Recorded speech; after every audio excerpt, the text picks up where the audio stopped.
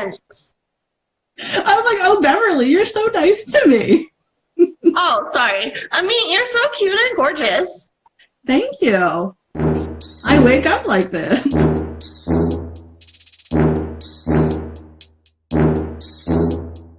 Thanks for joining us. We are naming our show Marketing Beat because Beverly and Ameet, we're pretty smart. So yeah, Marketing Beat. I'm Beverley Theresa. I'm a social media strategist from Edmonton, and this is my co-host. Hi, I'm Ameet. I do PPC. I'm never going to get good at these intros. I really don't like them. But I've been in the industry for 9 years and working for myself for about 4, I think. And I basically make PPC campaigns not suck, which is Beverly's little thing for social media. Saying that many years really ages you, just so you know. It really does. It makes me feel so old. Today we're going to be talking about PPC management mistakes. And hopefully, well, I mean, not hopefully, we're going to provide the information, and maybe at the end of this, you'll be like, fuck my agency. But yeah, so Ameet, what would you say, or let's start, what is one mistake that agencies make? I think the most common one right now is setting up campaigns incorrectly. So there's what I consider to be the right way, and then there's Google's way. Google suggests that you essentially create campaigns that are tightly themed by like keywords. And if any of this goes over anybody's head, just like slide into my DMs later and we'll talk about it. But yeah, so Google suggests that we tightly theme keywords to ensure that everything is cohesive and relevant, I guess. The problem with that is that people don't actually search by a theme. They don't sit there and think about shoes and then generalize it. They think about something that's like women specific or men specific or child specific. So that's why single keyword ad groups are really great. And I've been using them for as far as I can remember right now. It's been years. And I've noticed that the quality score actually increases because you're choosing one keyword and you're running ads around those keywords or that one specific keyword, which actually helps with obviously quality score, but then it also helps with the landing page experience. If you're going to bid on women's shoes and you're going to drop them on a general shoes page versus a women's shoes page, you're going to see a better quality score and a better experience and likely a higher conversion rate if you end up on women's or land them on women's shoes. And that also will help with CPC, so your cost per click. So you'll actually end up spending less for that person to come through the door, essentially, versus a general campaign, which will cost you more money. So, for an example, like let's say I'm looking for Oxford shoes for women. Is that one a single term that you would build out keywords around instead of just like women's shoes? Yeah, if we can get as specific as possible, the great thing about single keyword ad groups is the fact that we can get super granular, and that's why they're so fantastic. So the whole purpose is essentially just to get as granular as you possibly can. It does end up becoming a large account in ad groups, if that makes any sense, but it's actually quite a bit easier to manage. Okay, cool. So make sure you set up your ad groups properly, people, or else you will be wasting your funds, right? So yeah, you're going to be wasting money, which is unfortunate, but it happens more often than not. Is that what happens with AdWords Express, or sorry, Google Ads Express? Or is that Google Ads Express is actually like an automated version, and I actually haven't touched it in years, so my knowledge isn't as well-versed, I guess. I guess I'm not really as well-versed in it anymore, but it's essentially just like an automated version of AdWords where you don't actually get to select anything other than the geographical targeting. Okay. After that point, they just kind of go with whatever they feel like. So I think at this point, it's completely automated where you don't even get to choose keywords. Wasting of funds. What would you say is another mistake? This one's like kind of like a heated debate between some of my friends, and it's bidding on brand terms. So a lot of them like to, or a lot of my friends like to believe that if you are ranking well organically, that you shouldn't be bidding on your branded or your brand key term or whatever. And I actually am of the opposite thought. I think that if you already have a really great search ranking, why not take up more real estate? And especially with the extra characters that we've been given this year, we're able to basically take up half the screen at this point. So for me, I think the more I can get, the better. I do understand that obviously it does cost money, but branded key terms always convert. So really at the end of the day, it's not like we're losing money. So yeah, I think that's probably the next one I would say is not bidding on your branded key terms. What do you mean by branded key terms? So let's say for me, Ameet Khabra marketing, even though people are going to put in Ameet Khabra marketing, and I rank well for it, obviously, because it's my name, I'm going to bid on it in AdWords. So an ad shows up every time somebody puts in that key term, just because I want to take up the entire screen. So even if like, let's say another agency decides that they want to bid on my name and then show up for every time somebody searches me, by me doing it, I've actually in a little cheeky way, increased their CPC. So if they want to compete with me on my term, they have to pay quite a bit more, which I think is a really great strategy. That makes sense. Cool. So if you haven't decided to ditch your agency yet, we'll move on to the next one, Ameet. I think this one's probably one of the more important ones, and it's essentially ignoring the buyer's journey. So we go through 3 stages when we're purchasing online or maybe even offline, which is like awareness, consideration, and action. So awareness obviously is just brand awareness where we don't really know much about you, and we're still learning. Consideration is when I'm putting you up against another, like up against competitors essentially, and then action is actually like getting ready to purchase and going for it. So what I've seen a lot of times, and I've been guilty of this as well, where we're in the awareness stage, but we're landing them on a sales page, thinking that they're ready to take an action, and they really aren't. So we have to be a bit more aware of that journey, because not ours, but like consumers are becoming more and more intelligent, obviously, and especially online, they know that they've got all the options that they could ever wish for. So figuring out where they are in that journey is going to make everything quite a bit easier, in the sense that, one, you're going to be able to retain them, and then you also won't lose their loyalty, because if you end up giving them a negative experience, they're not going to want to come back to you anyways, because they're not going to understand what you do.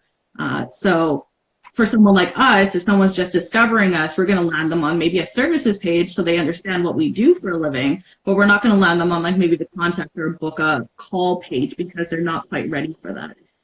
But if we did it the other way around, somebody might get scared off really quickly and then not want to come back. Okay, that makes sense. Anshul has a question. While choosing match type in any campaign, how do you decide which match type would be right to choose? So this is where single keyword ad groups kind of become the holy grail for me. What essentially happens is that when you're doing your single keywords, you're actually putting them all in every single match type you can. So broad match, modifier, phrase, and exact match. And then sometimes if I'm feeling cheeky, I'll do broad just to test it out. And then from there, you let it run. And then once you've got I can't say the word ever, statistically significant sample size, then you're able to make a decision whether one of the match types is better than the other, or if 2 of the match types are better than the other, and you kind of move forward from there. Cool. I hope that answers your question, Anshul. What's another mistake agency makes? I think that's a really great transition. That question was a good transition for me, because sample sizes. I find that a lot of inexperienced agencies will make decisions based off of small sample sizes. And that's when they don't have enough impressions or clicks or anything. They just kind of want to make, they want to tell the client that they're working on something, so they feel inclined to make changes before it's actually a good idea to do so. And what happens is that even though in that short term it looks like you've made the right decision, it's actually the worst decision you could have made for your bottom line in the long run. So ensuring that you actually are making decisions that are statistically significant in terms of your sample size is always very important. And I think that's something when it's something that inexperienced agencies will show you. Do you think that, because me and you both worked at an agency, do you think that there's like that huge, it's because of like you have general digital strategists who kind of do everything versus people who are fully specialized in what they're doing? Yeah, I think that's really the biggest difference these days, is that you're going to find, I'm a firm believer in you should try to be really great at one thing before you start doing other things. And the reason why I ended up going to that agency was because I wanted to become more of a generalist at that time. And then working there, I kind of realized that I only really liked PPC, and I didn't want to learn how to do SEO other than the basics. And I didn't really want to understand social media because, frankly, I don't care. No offense. Now you care. Like just that kind of stuff. Like I don't want to write blogs. I don't want to do any of that stuff. I literally just want to be knee deep in numbers all day and figuring out what works and what doesn't. So I think that if you're going to walk in and you're going to be an agency that you do everything, you're not, you'll be good at one thing, but you won't be good at everything. And I think that's really where the big difference kind of lies, is whether you're actually specialized in one thing or you're just a generalist. So it's like those fake agencies who have websites and it's like one person and they're like, we're here to help you, our team. And it's like, no, dude, you're one person. And like, what do you know besides being general? Well, that's the thing. And I think that's the problem too, is that we feel the need to be everything for our clients. And I know when I started my agency, it was the same thing where I just went, oh, we do web design and we do this and we do that. And a really horrible experience came up, which I'll share next week when we talk. But it was one of those moments where I learned that if I just choose one thing and actually stick with it, it's actually a lot better, because then I can manage expectations a little bit better. And there's nothing, there's no miscommunication then. At least I'm going to be able to say that I'm the expert in XYZ versus lying to them, basically. Yeah. There's only so much you can learn. That makes sense. So we were talking earlier about like vanity metrics and how it also translates onto PPC and not just social media. Can you spread the word about vanity metrics on PPC or Google Ads? I get the question a lot of reporting from quite a few people. And I generally answer with, I don't report. And it kind of throws them off quite a bit. And it's not that we don't report. If the client asks for something, we'll definitely give it to them. But I don't think, I don't see us ever actually reporting as part of our monthly service or whatever. And that's only because I don't believe in it. Because after working for the agency, and I still work with a lot of agencies white labeling, I've started seeing that we just kind of end up reporting on metrics that don't really make any sense. Sometimes it's like, oh, this is how many impressions you got, but this is a conversion-based campaign, or this is how many clicks you got, or this is the bounce rate. And then I kind of sit there and I wonder about it, because you have to sit there and actually ask yourself, how does bounce rate matter to you? Or how does how many impressions you got matter to you? Because we can report on anything. I can literally tell you about the impressions, about the click, about the CTR, about, I don't know, search impression share or whatever else. But if I'm not explaining why that's actually important, it really doesn't make any sense. And I find like a lot of agencies just kind of report on them because they feel like they need to. or they feel as if that makes them sound like the expert when they really aren't. So, I just don't. I have a question. So you Sure. mentioned bounce rate doesn't really, it's like one of those stats that doesn't matter. But like, because I don't know PPC stuff, but doesn't it matter because you're getting them to click on the ad, and if they're bouncing right away, then that's bad? Okay, so it matters to me, right? But it doesn't matter to the client. And that's the difference, right? When I'm writing reports, I'm writing them for the client. I'm not writing them for myself. I'm in the account every single day. I don't need to report on anything. I already have the metrics in my head if they're not already memorized. So bounce rate obviously would matter to me if somebody's going onto a page and then leaving, because I'm going to be wondering if they're landing on a page that's giving them a 404. I'm going to be wondering if there's something wrong with the page speed or like the load time. I'm going to wonder if it's just like the wrong page. So going back to like that awareness, consideration, and action journey.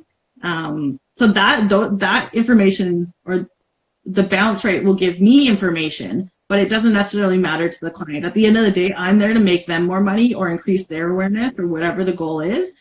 So I should only be reporting on those metrics. So what kind of advice would you give people who are watching that maybe do their Google ads through an agency? Like, what can they ask their agency to see?